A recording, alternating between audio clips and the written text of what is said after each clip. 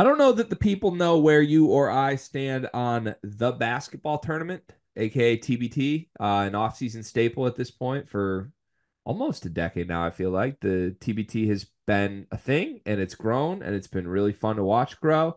When you get to the $1 million game at the end, it's always fun to watch hoopers really hoop with a desperation and real money on the line. And it's a good way to watch some of your old college favorites back in action, even if you don't know what they're up to these days.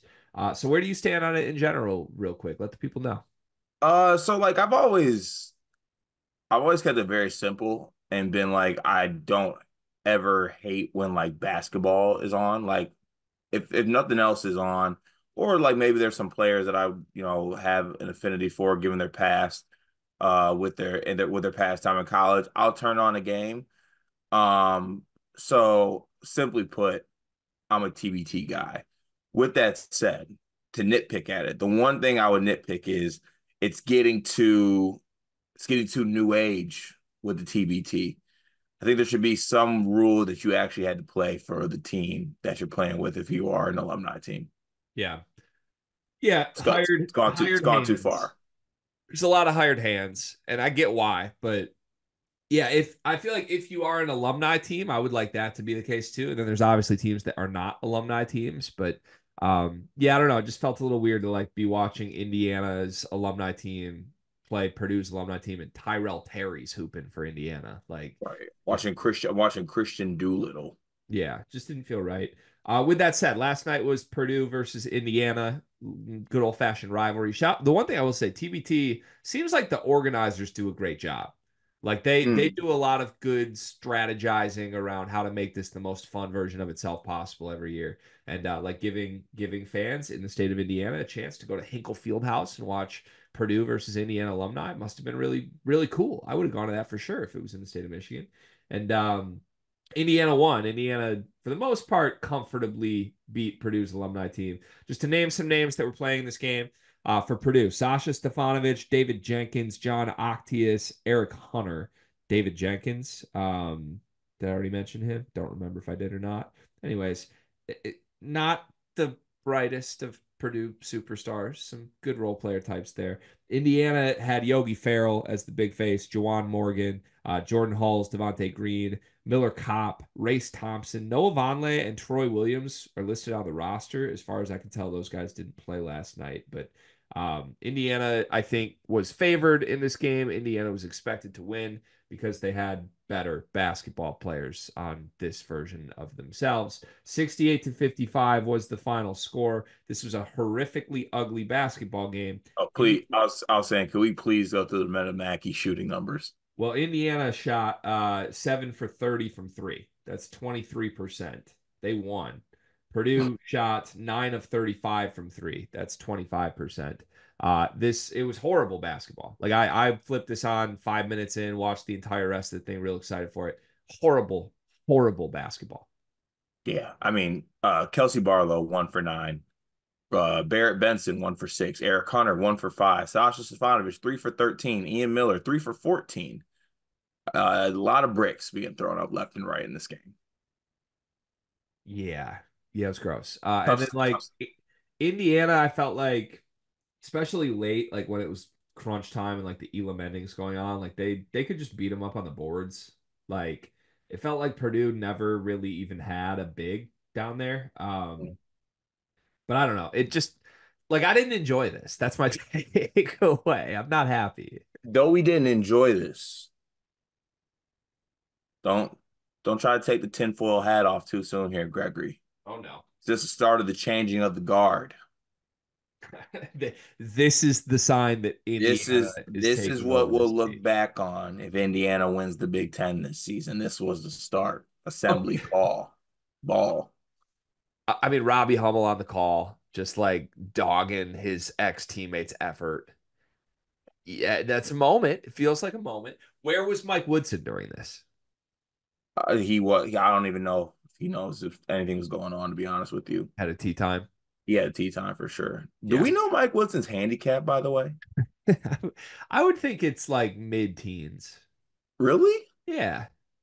I think it might be single digits. He's definitely front 10 nowadays, I feel like. Oh, well, that could change things. You're right. Yeah. Yeah. Can this Indiana team win TBT slash do you care? Um, yes, they can. No, I don't care. Okay. Hummel was on the call, and apparently there was some discussion of like, why isn't Hummel playing in this event? I believe he's spoken to this on pods before, if not on the air. He felt like he played in TBT 1 year too many already years ago, and like had people picking him up full court, and he was just looking like, what are we doing here? Like, do you Smart like move. that move? Like, I feel like as a washed up 30-year-old hooper yourself, like you must you must enjoy that move. Yeah, but I wonder what inside Hummel would be like. All right, this would be fun to just go gun. Like instead of watching David Jenkins shoot 12 times, would love to watch Robbie Hummel shoot. Yeah, that makes sense. Why don't our teams have a TBT team? I couldn't tell you. Actually, I have a couple reasons in mind of why we wouldn't be able to field one, but Yeah, let's end it. maybe we could combine. Yeah, like a combined Wolverine Spartan team. Like Probably nasty. a team to unite. Like a state of Michigan team, and it's just like I'm trying to think who we could pull. At this point, we could pull everybody from the last 2 decades. That Do we is here. sprinkle in any other teams? Like, is there a Central player or a Western player involved? Like, shouldn't Cassius Winston be destroying TBT right now? He's like Yeah. if Yogi Ferrell's doing this, like he's like the perfect guy for this. How old is Yogi Ferrell though? I don't know. He was well, he did the jersey swap with our boy Mantis after the game. That's crazy, by the You didn't way. see that I Mantis and Yogi swapped jerseys at Hinkle.